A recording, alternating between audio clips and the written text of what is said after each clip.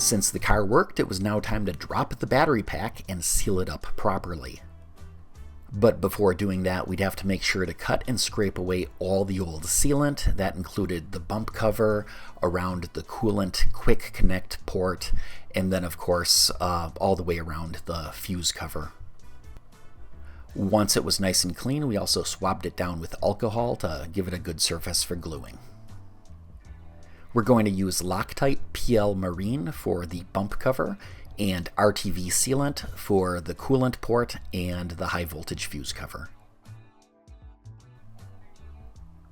So the first step here is getting out the caulk gun and laying down a bead of sealant all the way around this area.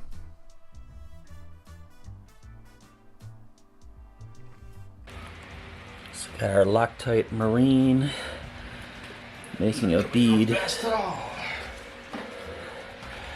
Making a bead all the way around, over the holes, around these little studs. And then this is the coolant quick connect port.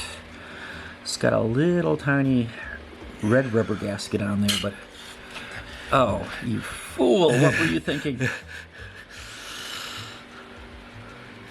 But it had a black sealant on there as well, which does not show up on camera whatsoever, other than to make the red stuff disappear. And then after that, it was time to reinstall the bump cover. Take one side, the other.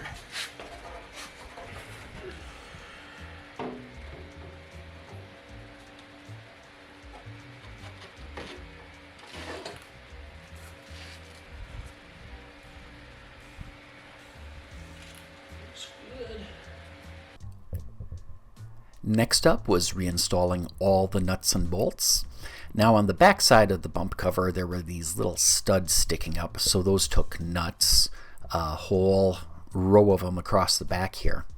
Now what I was really trying to do with the sealant was to get an appropriate amount on there. I was trying to lay a nice bead so that when the fasteners were tightened down, the sealant would ooze out in sort of a nice even line. That way I knew I had a absolute nice solid watertight seal.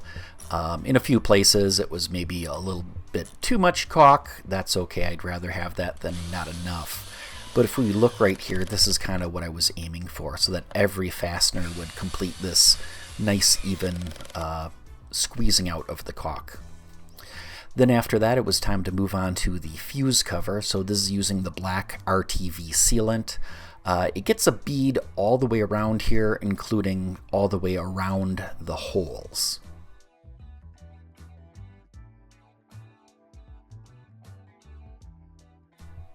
Next comes the actual fuse cover. I lined up the holes, set that down in there, and then gave it a little wiggle to move around that sealant, make sure it kind of went into the holes just a little tiny bit as well.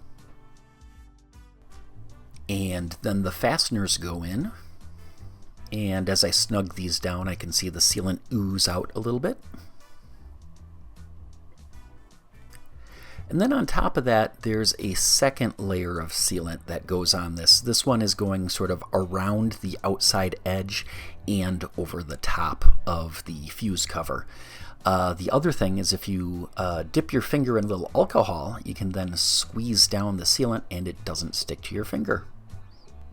We let this cure overnight, and with the rest of the day we worked on some other fixes, like working on that air conditioning hose, and then the next morning we were back at it again. So we 60 seconds for it to settle, but it seems to be settling at 0.190, you know.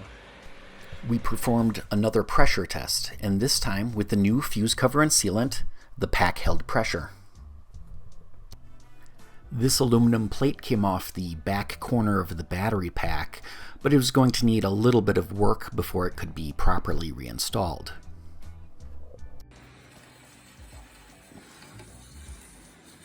So I'm just tapping this out to 1/4-20 because I got plenty of 1/4-20 bolts around, because this is the threaded part. I had to grind that off over here to get the plate off the car, because that bolt snapped.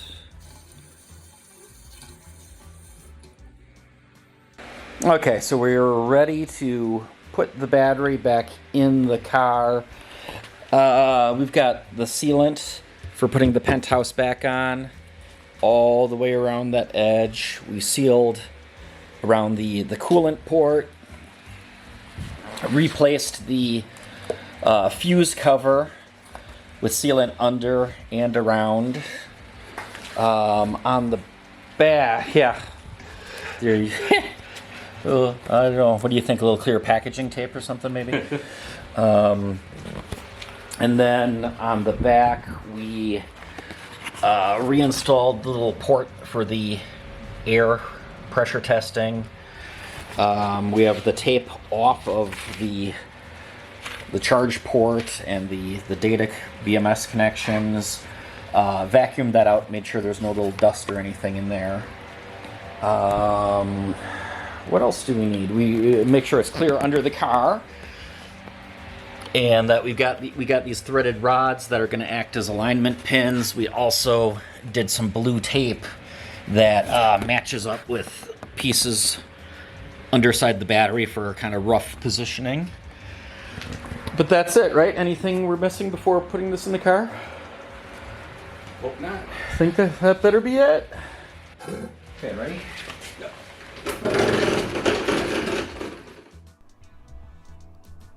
Reinstalling the battery pack is a little easier this time just because I now have the experience of having done it before.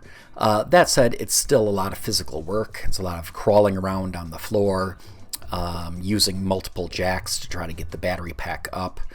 Keep in mind, this battery pack is huge. It weighs 1,200 pounds. It does not move easily. And when bringing it up to the bottom of the car, you definitely want to make sure that the car is level and that you bring the battery up level as well. On the very far side, you can see a screw jack being used to do some manual leveling. Because it's so tall, we also had to swap in some wood blocks with the jacks at various points. And then we did use the endoscope to look up under the end where the quick connect, where those quick connectors are, just to make sure everything was lined up before bringing it up that last inch or so. Once it was all the way up, we could start reinstalling the bolts. Here I am at the front, putting those in.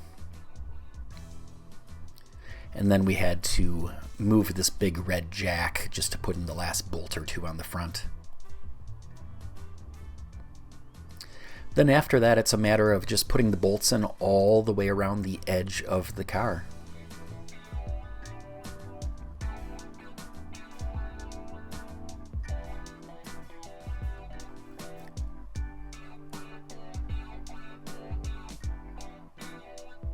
And the last step is to use a torque wrench to make sure that all the fasteners are at the appropriate torque. Once everything's torqued down, we're able to move out the hydraulic table and do the last few bolts in the middle of the car. That's it for now. There's only a few more things to do on the car before we can bring it back down off the cribbing and take it out for a ride. Now, that's not to say that we don't run into any problems before getting there, but you'll find out in the next video. So like, comment, subscribe, and until then, stay charged up.